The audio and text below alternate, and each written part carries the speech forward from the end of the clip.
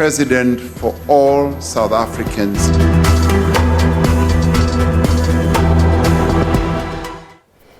All right, of course, still unpacking one of today's top stories, which is the inauguration of President Cyril Ramaphosa. Now, early on, we spoke to leadership expert Dr. Mzwe Majola on today's proceedings.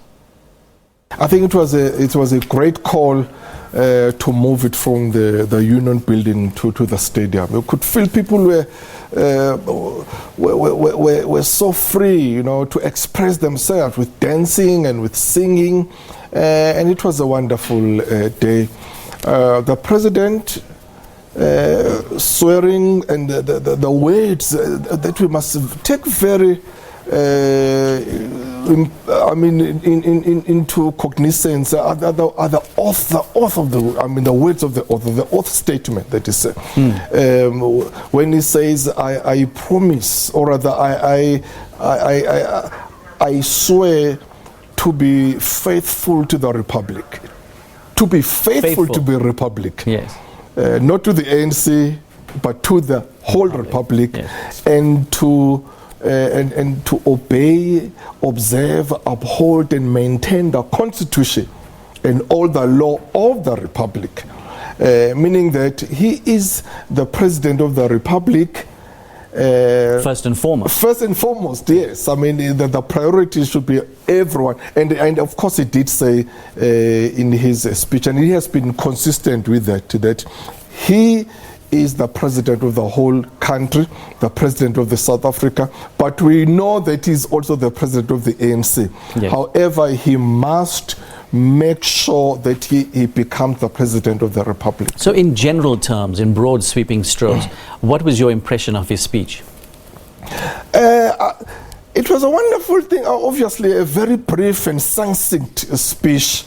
I think it's about 20 minutes or That's 25 right. minutes, yes. I mean, just assuring the people that, yes, we do have challenges in the country. Yes. They are difficult, they are big, but they are not insurmountable. Yes. Meaning that it's kind of, I take this office and I want to assure you that when I get to the office, I'll really push everything that I have to make sure that the problems and the challenges that we have are solvable. I know he did mention the problems and the challenges. He acknowledged, for example, that there was an erosion of state institutions by corruption. He wants to restore the dignity of crucial state agencies. And he says it's not impossible. How is he going to do this? Well, he has done it already by making sure that he appoints right people into certain positions. We have seen that he has done it with NPA. You've seen it he has done with this new investigative unit that he has done, put someone there. So you can see that really his intention it's noble and it's good to turn things around. So in that respect, you can see that he's the kind of a person who says, I want to cover myself. Yes. In order to do that, I must strengthen the judiciary so that those who are the one who are going to do the job for me. For me, I must just focus and concentrate on delivering my duties and my tasks to South Africans. And then whatever that's happening there, let the people I appointed there to do the rest. Jobs. Absolutely. So the last 15 months, he was practically in training for for the next 5 years. He was also laying the foundations for his forthcoming rule, and as you rightly pointed out, these institutions that he established to render services to South Africans, have been very vitally and carefully and strategically selected and placed. Institutions are very important in structures because, as the president, in order for him to be successful, he must be surrounded by great minds.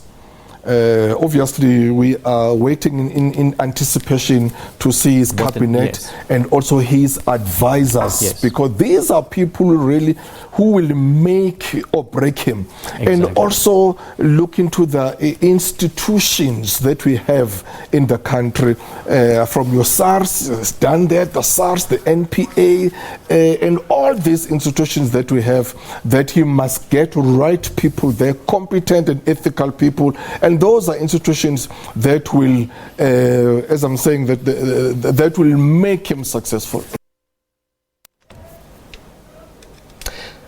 Our colleague there, Mahendra Raghunath, speaking to Dr. Mazwe a bit earlier on. Yes, indeed, of course. We'll continue. We would really love to hear from our viewers, isn't it? Yeah, of course. Now, I'm sure we can organize it's been a very historic day, as we said, so we'd really love to hear from you. You may have listened to President Cyril Ramaphosa's speech today. Do you have hope? Everyone is saying that this is the beginning of a new era. Are you hopeful that this is the start of better things to come for us? I think rightfully so, Police. I mean, everywhere you look, the people, we spoke, Prof. Bao earlier, saying the same thing, that investors out there are seeing this as a new turn for South Africa. There is hope on the horizon. So, I don't know, if you were possibly at Loftus Stadium, or if you did sit at home, watch it on television, right on SABC News channel, I'm not quite sure if we can put up a number there, but later on, but we'd like to see your reactions, how you celebrated the inauguration of President Cyril Ramaphosa. All right, our Twitter handle at @SAtoday_SABC. Please send them through. We'll take a look at some of your tweets. We're taking a quick break. We'll see you at the top of the hour with more news.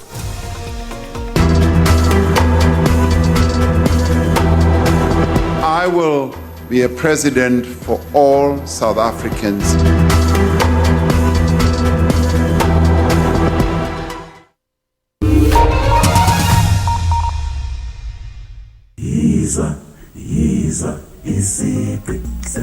Imagine a world with an experience where a stranger is a friend.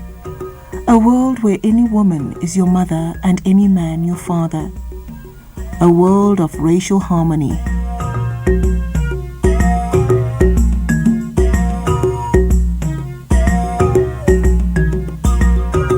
Can we find a common identity in a world separated by many dividers, color lines, geographical spaces, foreign currencies, and so on?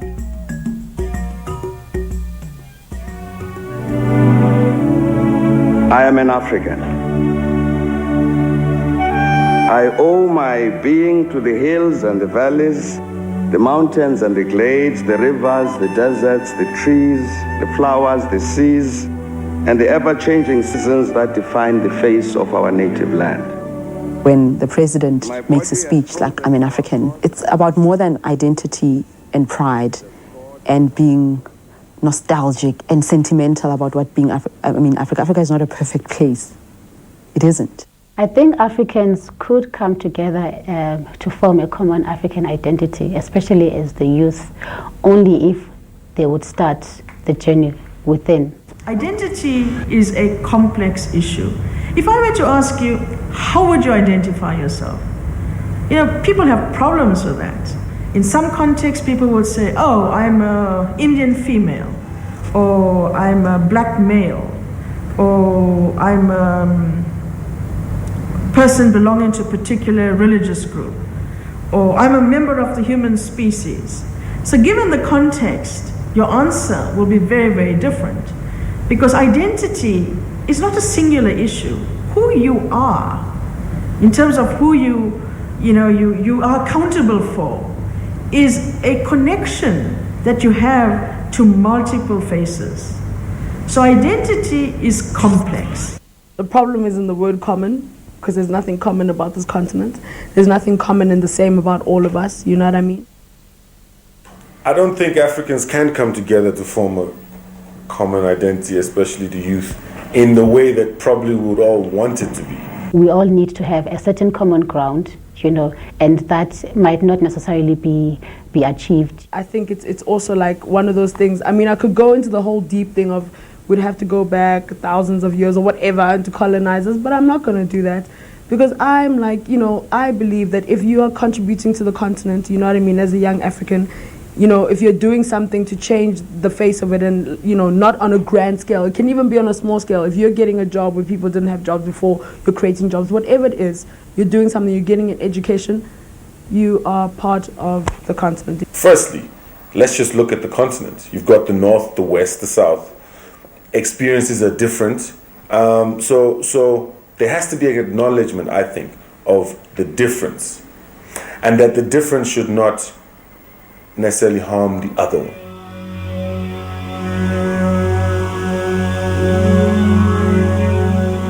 Our problem is that we want to see an African identity that is similar to an American identity, which is not going to happen.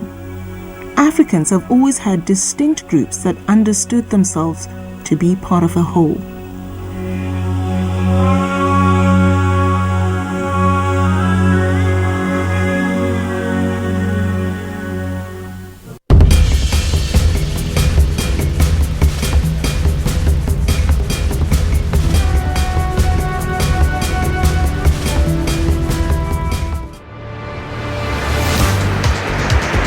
The Drakensberg is the name given to the eastern portion of great escarpments, which encloses the central southern Africa plateau. The name means Drakensberg in Afrikaans and is called Ukahlamba in isiZulu, which means barrier of spears. The Drakensberg escarpment stretches for over 1,000 kilometers from Eastern Cape, then forms the border between Lesotho and the Eastern Cape, and the border between Lesotho and KwaZulu-Natal. It then forms the border between KwaZulu-Natal and the Free State, and next as the border between KwaZulu-Natal and Mpumalanga. It winds north through Mpumalanga, where it includes features such as Blade River Canyon, 3 rendezvous, and God's Window. The Drakensberg is the highest mountain range in the country, reaching 3,482 meters above sea level. The SABC News mobile app is your one-stop digital portal to all the news you need. Stay connected with the latest in breaking news. Watch the SABC News channel along with clips and live streams of all the big news events, and listen to all the SABC News radio stations live, including podcasts and much more. Simply download the SABC News app to your Android or iOS device from either the Play Store or the App Store. SABC News, independent, impartial.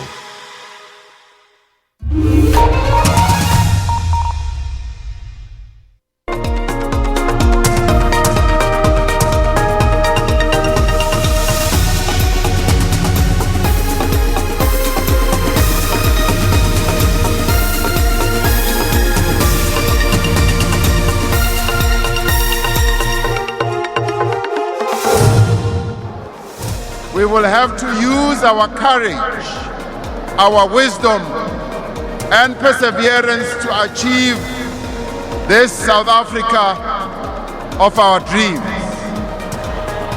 Our top story, the 5th President of the Republic of South Africa commits to serving the interests of all South Africans. This happened at his inauguration in Pretoria earlier today. Thousands of people turn out for the inauguration of President Cyril Ramaphosa.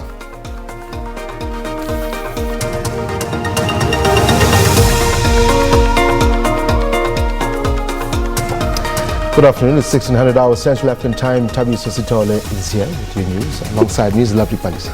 Thank you so much, Tabi. It's a very good afternoon to you indeed at home, and welcome to this second hour here on SA Today on the SABC News channel, independent and impartial. Now, the lead story for the evening is that President Cyril Ramaphosa has committed himself to work and serve the country and its citizens to bring about a better future for all.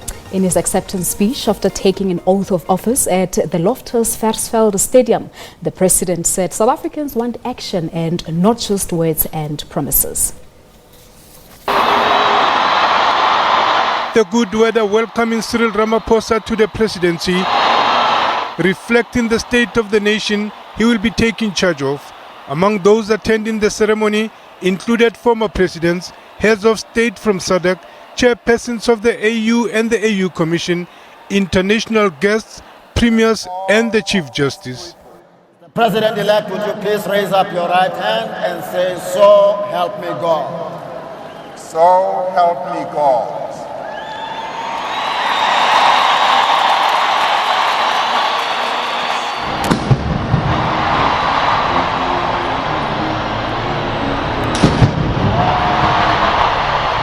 South Africa's transformation. Beginning in an audible tone, declaring his sincere consciousness that the task ahead is huge, calling this day a day of friendship and solidarity. Ramaphosa reaffirmed the common commitment to the continent and that South Africa will work with other countries to realize the AU's Agenda 2063. Turning to the job at hand, Ramaphosa reassured the nation of the trust bestowed upon him and acknowledged the challenges that lie ahead. He lamented the greed by some who enrich themselves at the expense of the nation. In recent times, our people have watched as some of those in whom they had invested their trust have surrendered to the temptation of power and riches. Ramaphosa says, despite the country's achievements, much more still needs to be done. The challenges that our country faces are huge and they are real, but they are not insurmountable. They can be solved, and I extend here to say that they are going to be solved.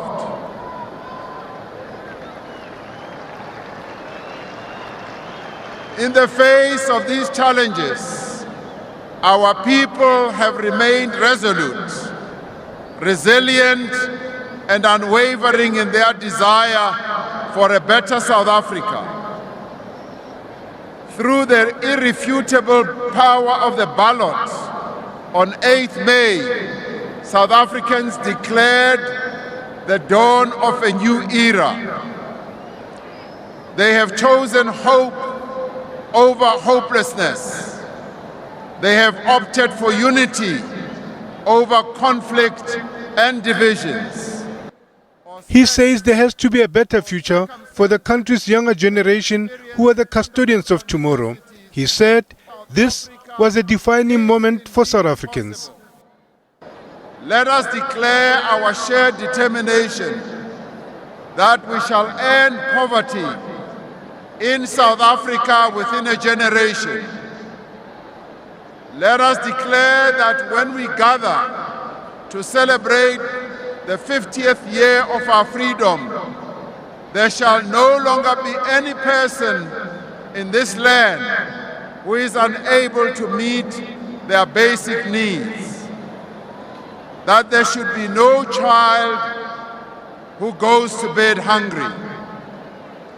Every school child will be able to read, and every person who wants to work will have a reasonable opportunity to find employment.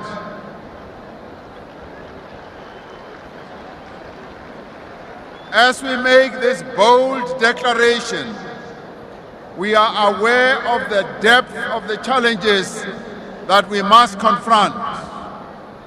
We are aware of the debilitating legacy of our past, nor the many difficulties of the present. To achieve the South Africa we want will demand, fellow South Africans, an extraordinary feat of human endeavor. With the country's ailing economy, Ramaphosa called on labor, business and citizens to forge a compact that will move the country forward. Let us also forge a compact of an efficient, capable and ethical state, a state that is free from corruption, for companies that generate social value and propel human development, and for elected officials and public servants who faithfully serve no other cause than the cause of our people. And with the sitting of Parliament due, Ramaphosa reminded those who will be going to parliament that they have been chosen to deliver, adding that the nation has placed its confidence on them. You have chosen them. You have chosen them to safeguard your rights, to improve your lives, and to build our country, a country that should be united, strong, and truly free. He added that the notion that Africa is always a cap in hand seeking assistance from Europe must be ended. We must use this innovative talent that originated in Africa to embrace and use the fourth industrial revolution to develop Africa, to create jobs for the youth and empower the women of our continent. A signal that a brighter day is rising upon South Africa and upon the continent. Lehana Tsotetsi, SABC News.